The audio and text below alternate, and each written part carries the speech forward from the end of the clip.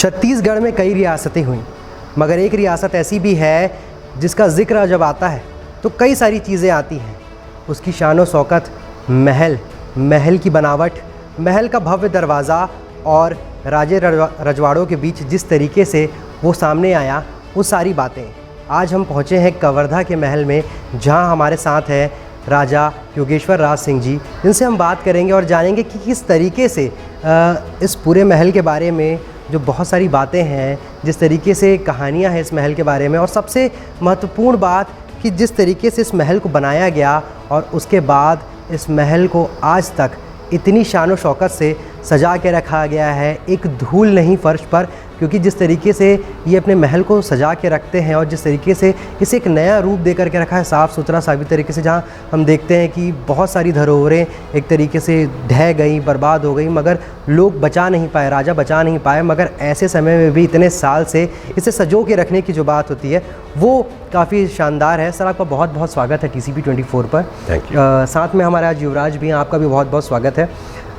लगातार ये तो एक राजा हैं आप, और जिस तरीके से ये चलता है सिलसिला पीढ़ी दर पीढ़ी, वो चलता रहता है, मगर इसके अगर अलग देखूं मैं तो एक पॉलिटिकल करियर भी आपका रहा है, जो आपसे ही नहीं, आपसे के पहले से शुरू है, जहां महाराज 3 बार विधायक की सीट पर जो है मोहर लगाते हैं, फिर 2 बार रानी साहिबा 2 बार मोहर लगाती हैं, फिर आप आते हैं, आप 2 बार विधायकी जीतते हैं, और जिस तरीके से प्रोग्रेस का सिलसिला चलता है, एक तरीके से विकास की बात कहूँ तो साफ़ तौर पे ये कहा जाता है कि अगर कोई राजा है, ये माना जाता था कि राजा है तो उसके लिए प्रजा महत्वपूर्ण होती थी और उसका जो है प्रोग्रेस मेन होता था उसके लिए। तो ये आपके साथ भी देखा गया, जिस तरीके से आपने कवर्धा क्षेत्र का विकास किया वो काफ़ी सराहनीय रहा। तो किस तरीके से आपका पॉलिटिक्स में आना हुआ? छत्तीसगढ़ बनने से पहले हम ऑलरेडी MLA थे मध्य प्रदेश में, डिवाइडेड मध्य प्रदेश में। उससे पहले जिला पंचायत मेंबर भी थे, लेकिन MLA बनने के बाद जब छत्तीसगढ़ राज्य का निर्माण हुआ तो हम कह सकते थे कि हम बहुत लकी थे कि एक तो हमारे कार्यकाल में स्टेट बना पहला, और दूसरा हम लकी ये थे कि हम गवर्नमेंट से लड़ कर के कवर्धा विधानसभा क्षेत्र के पब्लिक के लिए ज़्यादा से ज़्यादा फंड्स हम ला पाए थे। 98 से 2000 जब फर्स्ट टर्म हमारा कंप्लीट हुआ, जो 2.5 साल कार्यकाल मध्य प्रदेश में था, 2.5 साल छत्तीसगढ़ में था, तो 2.5 साल का जब कार्यकाल कंप्लीट हुआ था उस समय हमको अच्छे से याद था कि आप ही के कोई TV वाले इंटरव्यू ले रहे थे कि पूरे विधानसभा में 90 विधानसभा में सबसे ज़्यादा पैसा कौन से विधानसभा में खर्च हुआ था। हमको खुद मालूम नहीं था, जब उन्होंने जब आंकड़े लेकर के आया तो पता चला कि 90 विधानसभा में सबसे ज़्यादा गवर्नमेंट का फंड यूटिलाइज कवर्धा विधानसभा में हुआ था। उस समय हमारे चीफ मिनिस्टर थे माननीय अजीत जोगी जी, उनको भी नहीं मालूम था कि डाटा की, जब उनको भी पता चला कि ये तो मरवाही से भी ज़्यादा पैसा कवर्धा विधानसभा क्षेत्र में पब्लिक के डेवलपमेंट के लिए लगाए। पब्लिक के सहयोग, उनके आशीर्वाद, उनके ब्लेसिंग से और अपना हमारा सोच से छत्तीसगढ़ का पहला शुगर फैक्ट्री हमने यहाँ इस्टेब्लिश किया। और उसके पीछे सोच बहुत पुराना है, लेकिन एक हम शेयर करना चाहेंगे आपके बीच में। हमारे ग्रैंडफादर ने किसी 1947 से पहले उनका सोच था कि यहाँ शुगर फैक्ट्री लगना चाहिए।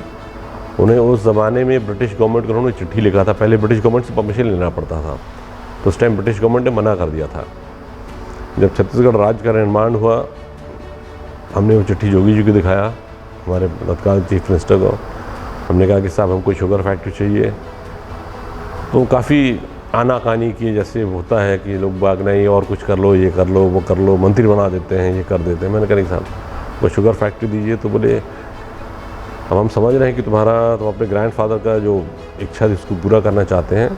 अल्टीमेटली उनको हाँ करना पड़ा, उनको कहीं से नहीं बोलने का मौका हमने नहीं दिया। फोर्स करवा करके, हाँ करवा करके, वर्ल्ड रिकॉर्ड है छत्तीसगढ़ में कि जो फर्स्ट शुगर फैक्ट्री बना है, विदिन 9 मंथ्स कोई भी sugar factory in the world इतने कम टाइम में कभी कंप्लीट नहीं हुआ है। हम कहते हैं जिससे डायरेक्टली कवर्धा के किसानों को फ़ायदा हुआ, मैक्सिमम किसानों के पास ज़्यादा से ज़्यादा पैसा है, एक ये सोच था। दूसरा, हम लोग के क्षेत्र में इलेक्ट्रिसिटी की बहुत ज़्यादा कमी थी, बहुत ज़्यादा प्रॉब्लम था, तो जगह जगह सब स्टेशंस बनवाए हमने उस टाइम पे। उसके बाद हेल्थ फैसिलिटीज़ नहीं था, बहुत कमज़ोर थे हेल्थ एक फैसिलिटीज़ चीज़ में। अगर मैं देखूं तो पिछले 20 सालों की अगर बात करें कवर्धा की, जी तो जिस तरीके से कवर्धा बदला है, जिस तरीके से अलग चीज़ें देखने को मिली है यहाँ पर, और प्रोग्रेस रेट जो है एक तरीके से वो देखने को मिला, लाइफस्टाइल चेंज भी हो गई लोगों की, तो इन सब चीज़ों पर कहीं ना कहीं एक तरीके से आपका प्रभाव है, आपने जो मेहनत की थी वो साफ दिखाई देती है। मगर इससे अलग अगर मैं बात करूँ तो इस वक्त जिस तरीके से आप लोगों के बीच जाते हैं, तो पहले की बात अलग होती थी, पहले हाथी घोड़े और बाकी शान शौकत के साथ लोग जाते थे, मगर अब जब आप बाहर जाते हैं लोगों के बीच तो किस तरीके का रिएक्शन रहता है? बहुत अच्छा रहता है, बहुत लोगों का सहयोग और प्यार मिलता है। उनको शायद लगता है कि हम अपने कार्यकाल में एज एमएलए 10 ईयर्स हमने काफ़ी कुछ किया होगा। आपका ये भी कहना सीख है कि बिल्कुल तत्काल इमीडिएट रिजल्ट नहीं मिलता। जैसे उदाहरण के तौर पे शुगर फैक्ट्री हुआ, उसका इमीडिएट उसका रिजल्ट नहीं आता, कम से कम 3 या 4 साल जब फैक्ट्री इस्टेब्लिश हो जाता है, चलने लगता है, लोगों को भंडार का पैसा मिलने लगता है, तब जाके रिटर्न चालू होता है। और हमारे ख्याल से कवर्धा विधानसभा क्षेत्र ही नहीं कहेंगे, पूरे कवर्धा ज़िला के लिए शुगर फैक्ट्री बहुत बड़ा देन था, जो कवर्धा ज़िले के किसानों का आय का स्रोत बढ़ा। मतलब कवर्धा के इतिहास की बात होगी और पन्ना पलट के देखा जाएगा तो ये शुगर फैक्ट्री शायद एक पिलर होगा। बिल्कुल, इसमें कोई शंका नहीं। आप कह सकते हैं कि कवर्धा ज़िले के किसानों का एक्स्ट्रा इनकम, शुगर फैक्ट्री एक बहुत बड़ा माइलस्टोन और बहुत स्ट्रॉन्ग पिलर है, जिससे लगभग 300 से 400 करोड़ रुपए किसानों को मिलता है। पहले हम जाते थे, जब शुरू में गन्ना फैक्ट्री जब नहीं हुआ था, वही गांव में कम से कम 20% सिर्फ पक्के घर होते थे। आज जाइए उसी गांव में, वहाँ 80% पक्के घर हुए हैं, और रीज़न शुगर फैक्ट्री से जो पैसा लोगों को मिला। तो सिंगल लाइन में हम कह सकते हैं कि कवर्धा की प्रोग्रेस शुगर फैक्ट्री से ही स्टार्ट हुई है। दूसरी चीज़ अगर मैं बात करूं तो आज हमारे साथ युवराज भी हैं। आपके नाम के पीछे का जो किस्सा है वो काफ़ी अलग है, क्योंकि ये चीज़ देखने को नहीं मिलती कि जिसके लिए, जिस जगह से कवर्धा घिरा हुआ है, जिसके लिए एक तरीके से जिसकी गोद में कवर्धा है, पूरा राज परिवार यहाँ आगे बढ़ा, उस जगह के नाम पे, उस पहाड़ से मिलता जुलता आपका नाम है। इसके बारे में एक बार कुछ बताएं। वो तो हमारे पिताजी ही बता पाएंगे, उन्होंने पहले किस तरीके से आपने ये नाम आखिर कैसे आया? वो तो हम पिताजी से ही पूछिए हमारे। हम लोग मेकल पर्वत श्रृंखला से घिरे हुए हैं, चारों तरफ मेकल पर्वत श्रृंखला है। तो जब नाम मेकल महाकाल भगवान शिव का भी नाम है एक, तो जब नाम रखने की बारी आई तो हमने सोचा कि इससे अच्छा नाम क्या हो सकता है, तो उसमें हमने मेकल के साथ हमने मेकलेश्वर ऐड कर दिया। एक चीज़ फिर इससे ये होगी कि युवराज कहीं आगे जाते हैं, लोग पूछेंगे इस नाम के पीछे क्या है, तो कवर्धा ज़रूर दिख के आएगा। बिल्कुल। और उसके बाद लोगों को कवर्धा की खूबसूरती के बाद एक चीज़ और आती है कि जिस तरीके से महल है, महल बहुत बड़ा है। महल के बारे में एक चीज़ आपसे जानकारी चाहूँगा कि अब फ़िलहाल जिस जगह पर हम बैठे हैं, ये एक होटल में तब्दील हो चुका है। एक हिस्सा जो है रानी महल कहा जाता था, और एक दूसरा है भव्य दरवाज़ा। उस दरवाज़े के बारे में जब मैं कवर्धा पहुंचा, जब मैंने लोगों से बात की, मैंने महल के बारे में कुछ जानकारी ले रहा था कि किस तरीके का महल है, कैसा दिखता है महल, तो एक बुज़ुर्ग ने मुझे बताया कि वहाँ पर एक बहुत खूबसूरत दरवाज़ा है जो हूबहू इंडिया गेट जैसा दिखता है, ये कहा जाता है। और दूसरी चीज़, वो दरवाज़ा इतना बड़ा है, कहा जाता है कि भाई एक हाथी उससे पार हो सकता है, और उसके जितना बड़ा दरवाज़ा शायद छत्तीसगढ़ की किसी भी रियासत में नहीं है, ये भी कहते हैं लोग। ये बिल्डिंग है, ये पैलेस है, और हाथी जो गेट है, हाथी दरवाजा जिसकी आप बात कर रहे हैं, ये हमारे ग्रैंडफादर ने बनवाया था इसको। स्वर्गीय राजा धर्मराज सिंह जी के द्वारा निर्माण कराया गया था, और ये कंप्लीट हुआ था 1939 में। उस समय बताते हैं कि इसको बनाने में लगभग इस साथ साथ 2 पैलेसेस बने थे। एक उन्होंने अपने ग्रैंड मदर के लिए बनवाया था, और ये अपने लिए उन्होंने बनवाया था। इस महल का नाम जनरली लोग बाग मोती महल बोलते हैं इसको, क्योंकि इसमें बीच में डोम है, बहुत बड़ा एक वाइट डोम। तो अब लोगों से पूछेगा, सब यही बोलेंगे मोती महल, तो पुराना नाम चला आ रहा है, लोगों के कहेंगे मोती महल और डोम के कारण। हाथी दरवाज़ा का बताते हैं कि हमारे ग्रैंडफादर को जो बॉम्बे में इंडिया गेट बना हुआ है वो काफ़ी पसंद आया, तो जब ये निर्माण कर रहे थे पैलेस का, तो उन्होंने उसी से काफ़ी कुछ करीब 80-90% हम कह सकते हैं, 90% कह सकते हैं कि मिलता जुलता स्ट्रक्चर है। मेन जो उनका स्ट्रक्चर है, वैसे ही 4 पिलर्स, आर्च, वहाँ पे भी साइड में जो छोटे छोटे स्पेस है, यहाँ भी छोटा छोटा रूम्स बना हुआ है। यहाँ तो खैर सिक्योरिटी पॉइंट ऑफ व्यू से बनाया गया था कि वहाँ चौकीदार या लोग स्टे करें। और बिल्डिंग का निर्माण यहाँ पे जो भी कंस्ट्रक्शन हुआ, जो आर्किटेक्ट है, आप इसको इंडियन आर्किटेक्चर भी नहीं कह सकते, आप इसको मुग़ल भी नहीं कह सकते, ना आप इसको यूरोपियन कह सकते हैं। तीनों आर्किटेक्चर कंबाइंड है इसमें, मुग़ल भी है, इंडियन भी है, यूरोपियन भी है। ख़ास करके यहाँ का जो दरबार हॉल है हम लोगों का, आप देखेंगे इतना बड़ा डोम हमने छत्तीसगढ़ में नहीं देखा है कभी, इतना बड़ा डोम का फॉर्मेशन, दरबार हॉल का पिलर्स का फॉर्मेशन। पिलर्स को देखेंगे तो लगेगा कि शायद थोड़ा बहुत यूरोपियन कल्चर है। डोम देख के लगता है कि वो भी यूरोपियन होगा, लेकिन डोम मुग़ल आर्किटेक्चर में भी था। तो कॉम्बिनेशन है यहाँ पे। इटालियन मार्बल्स जो लगे हुए हैं यहाँ पे, पूरे इटालियन मार्बल हैं। इलेक्ट्रिकल फिटिंग्स हैं, जर्मन फिटिंग्स हैं, पुराने बाथरूम फिटिंग्स हैं, यूके के हैं। तो इट्स आप एक पर्टिकुलर चीज़ का आप नहीं कह सकते कि एक पर्टिकुलर पैटर्न में बना है। तो पूरा कंबाइन करके जहाँ जहाँ हमारे ग्रैंडफादर गए होंगे, देखे होंगे जगह, और जो उनको पसंद आया होगा, तो उन्होंने जिस टाइम को जो भी आर्किटेक्ट रहे होंगे, उनको उन्होंने डिज़ाइन करके ये प्रोडक्ट उन्होंने बनाया। चीज़ जब ये बात आती है कि राजे रजवाड़ों की बात आती है, तो शिकार की बात ज़रूर आती है, और शिकार पहले समय से होता रहा है। तो जब मैं महल के अलग अलग कमरों में जिस तरीके से आपके लोगों ने मुझे घुमाया, तब मैंने देखा कि एक तेंदुए की है, और उसके बाद फिर ये इस कमरे में मुझे देखा कि ये मगर की जो खाल है वो रखी हुई है, शेर रखा हुआ है। तो ये कितने ऐसे जानवर हैं कि जो खाल हैं, जो उनके शव हैं, वो यहाँ रखे हुए हैं? नहीं, ये ज़्यादा तो नहीं है, यहाँ पे बहुत कम है। हाँ, लेकिन पहले शिकार खूब होता था। हम भी छोटे थे तो हमको याद है, हमारे फादर हमको ले आते थे शिकार के लिए।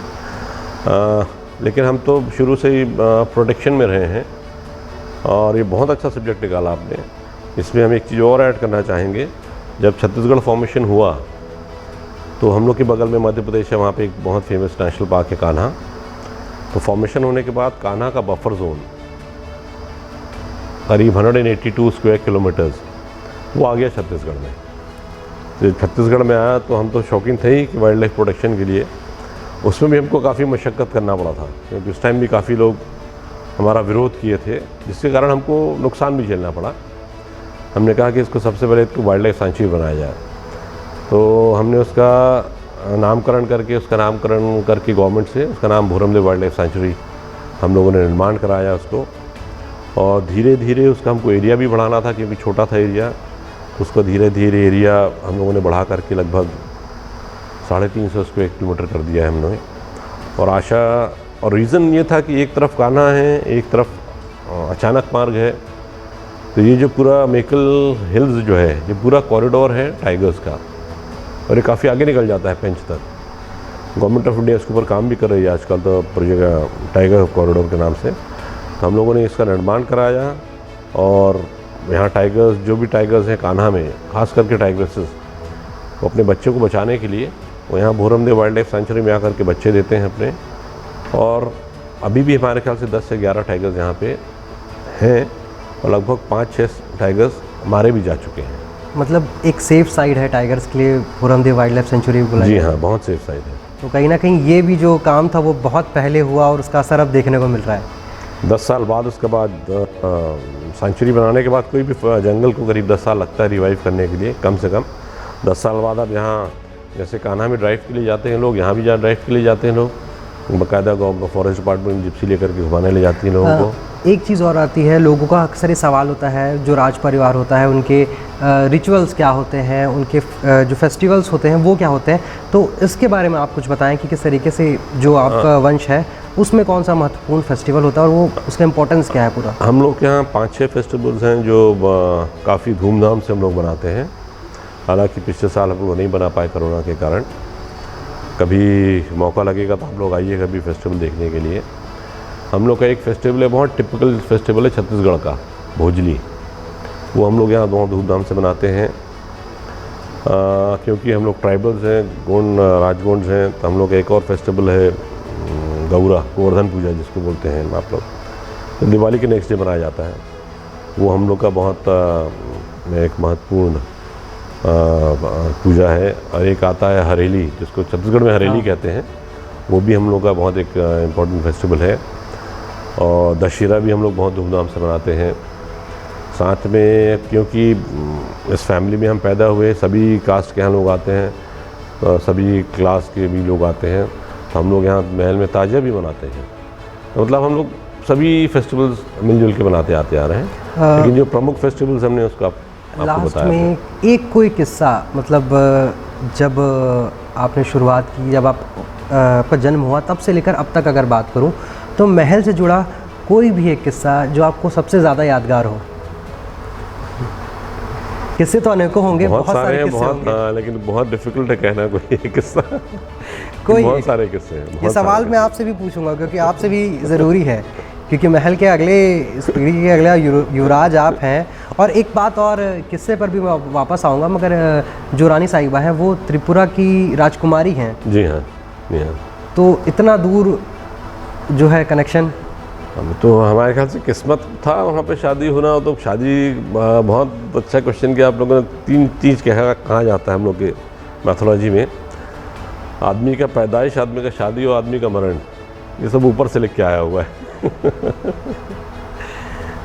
तो ये जो बात थी, किस्से की बात कर रहे थे अमन, कि कौन सा किस्सा है जो आपको सबसे ज़्यादा याद है? बहुत डिफ़िकल्ट है किसी एक पर्टिकुलर किस्सा का कहना, बहुत डिफ़िकल्ट क्वेश्चन है। अगर महाराज के साथ कोई किस्सा हो या कुछ पुराना याद हो आपको? हम नहीं बता पाएंगे। मतलब याद हमारे नहीं, शायद फादर रहते तो ज़्यादा अच्छे से बता पाते, क्योंकि इतने किस्से हैं शायद। जी। आपको कोई किस्सा हमारे है? भी कई किस्से हैं, पर उसमें से सबसे जो हमको अच्छा लगता है इसके डोम से आपको पूरा कवर्धा टाउन के साथ ही साथ जितने यहाँ पे फॉरेस्ट हैं लगे हुए और पहाड़ सब दिख जाता है यहाँ से। तो अगर एक सवाल आता है कि आप इस राजवंश में अब आप पीढ़ी आगे बढ़ेंगे, तो कवर्धा को किस तरीके से आप देखते हैं, किस तरीके से? आप तो फ़िलहाल क्लास 12th में हैं, पढ़ाई कर रहे हैं, आगे आपने बताया था बात करते समय कि लॉ करेंगे आप, जी, तो एक स्कोप होता है कि एक राज घराने में आप हैं, लॉ कर रहे हैं, फिर पॉलिटिक्स से तो पुराना संबंध है ही, तो क्या आगे पॉलिटिक्स और ये सब दिखेगा आपके? जी, हमारा तो इच्छा है, क्योंकि पॉलिटिक्स में भी लॉ का काफ़ी इन्वॉल्वमेंट्स हैं, तो उसमें भी हम सब तरफ से सोच के चल रहे थे, तो हम अपने हिसाब से जो हमको बेस्ट लगा हम वो सोच रहे हैं। मतलब इस परिवार ने एक शुगर फैक्ट्री दी, जी वाइल्ड लाइफ सेंचुरी दी, अब आप कुछ ना कुछ ज़रूर नया करेंगे, जी बिल्कुल। तो कुछ सोच है आपकी किस तरीके से आप हमारा प्रोग्रेस के लिए? ये जो सेंचुरी है उसको हमारा मेन है कि उसको नेशनल पार्क बनाया जाए। क्या बात है! तो यहाँ पे आप घूमने जाते हैं? पीएम मिनिस्टर्स को भी चिट्ठी लिख के दिए हैं हमारे सांसद के द्वारा, और छत्तीसगढ़ गवर्नमेंट को भी दिए हैं हम लोग ने। अब देखते हैं उनका क्या इच्छा है, अब आगे तो उनका हम जितना अपने तरफ से कर सकते हैं हम लोग तो करेंगे ही, पर आगे जो सरकार कर सकती है उनके हाथ में है। मतलब एक चीज़, पीढ़ी तो आप आगे ले जा रहे हैं, साथ में एक सोच भी ले जा रहे हैं कि जैसे राजा साहब ने महाराज की ये शुगर फैक्ट्री को आगे बढ़ाया, फिर आप वाइल्ड लाइफ सेंचुरी के सपने को आगे बढ़ा रहे हैं, तो कहीं ना कहीं एक चेन चलता जा रहा है और ये जो सोच है वो आगे बढ़ती जा रही है, साफ तौर पे कहा जा सकता है। आपका क्या सोचना है इसके बारे में? जो सेंचुरी हम लोगों ने बनाया था शुरुआत में, और जो फैक्ट्री डेवलप हुआ, शुगर फैक्ट्री, उससे फ़ायदे भी हुए, नुकसान भी हुए। नुकसान ये हुआ कि पॉल्यूशन हम लोग के ज़िले में ज़्यादा हुआ। पॉल्यूशन को कंट्रोल कर सकते हैं आप, जब तक आप जंगल नहीं बचा पाएंगे पॉल्यूशन कंट्रोल नहीं कर सकते। दूसरा उद्देश्य, मेन उद्देश्य ये है कि पॉल्यूशन भी कंट्रोल हो, वाइल्ड एनिमल्स के लिए भी जगह हो, और साथ में टूरिज़्म भी बढ़े, लोगों का आय का स्रोत बढ़े। सभी चीज़ दृष्टिकोण से देखते हुए मैंने सोचा था कि अगर उसको हम लोग आगे बढ़ा करके प्रोजेक्ट टाइगर में शामिल करके और हम लोग प्रोटेक्शन दे सकें, तो उससे टूरिज़्म भी बढ़ेगा, लोगों का आय भी बढ़ेगा यहाँ पे जिले में। तो ये थे हमारे साथ कवर्धा के राजा साहब और उनके राजकुमार। तो जिस तरीके से ये चीज़ें चल रही हैं, जिस तरीके से कवर्धा बदल रहा है और जिस तरीके से यहाँ की रियासत जो है वो एक काम को आगे लेकर बढ़ रही है, चाहे वो शुगर फैक्ट्री की बात हो, वाइल्ड लाइफ सेंचुरी की बात हो। और युवराज ने खुद बताया कि अब इस चीज़ को वो खुद आगे बढ़ाना चाहते हैं, आगे इन फ्यूचर वो इस चीज़ को अलग तरीके से देखते हैं। तो ये काफ़ी अलग होता है कि सबसे मज़ेदार बात यह है कि जिस तरीके से इस महल को रखा गया है और जिस तरीके से खुद राजा साहब इस महल की देखरेख करते हैं, और शायद आप खुद मुआयना करते हैं हर बार महल का, ये बताया जाता है कि हर चीज़ों को बारीकी से देखते हैं आप। तो इन बारीकियों के साथ जिस तरीके से इस महल की देखरेख कर रहे हैं, और आने वाली पीढ़ी को शायद तक कई ऐसे महल हैं छत्तीसगढ़ में, कई ऐसी रियासतें हैं जिनके महल ढह गए, जिनके जो अब महल के अवशेष हैं वो बस दिखाई देते हैं, मगर ऐसे में कवर्धा का महल शायद तक आने वाली कई पीढ़ियों को दिखने मिलेगा। किस तरीके से यहाँ का जो डोम है उसके बारे में बात कही जाती है, जिस तरीके से पिलर्स है, जिस तरीके से आर्किटेक्चर है। और सबसे महत्वपूर्ण बात बताऊँ कि जो आर्किटेक्चर के स्टूडेंट्स होते हैं उनके लिए जो महल है वो काफ़ी अलग तरीके का दिखाई देता है, क्योंकि यहाँ पे हर तरीके का आर्किटेक्चर मिलता है, गेट से लेकर के पिलर्स तक में। इवन फर्नीचर की अगर हम बात करें तो जिस तरीके से फर्नीचर को बनाया गया, जिस तरीके से इस पूरे महल में प्लेसिंग की गई है, दरवाज़ों की एंट्री से लेकर के डाइनिंग हॉल की बात करें, दरबार हॉल की बात करें, सारी चीज़ें इस तरीके से बनाई गई हैं कि जो देखता है उसकी आंखें चौंधिया जाती हैं। तो ये था कवर्धा का महल, जिसके बारे में हमने खुद राजा साहब से बात करी। आपका बहुत बहुत धन्यवाद हमारे साथ जुड़ने के लिए। और जिस तरीके से इस महल के बारे में आपने बताया वो काफ़ी चौंकाने वाली कई सारी बातें थीं, किस्से थी, और जिस तरीके से इन्होंने खुलकर पॉलिटिकल करियर के बारे में आपने बताया, और एक जो सोच दिखती है जनता के लिए, जो एक राजा की सोच होनी चाहिए, और ये मानते हैं कि राजा जो है अपनी प्रजा के लिए होती है। और वाकई में कवर्धा के राजा साहब की ये सोच दिखती है कि जिस तरीके से वो काम करते हैं, जिस तरीके से उन्होंने काम किया है, और आगे आने वाली जो उनकी पीढ़ी है वो किस तरीके से यहाँ काम करती है, ये भी देखना होगा।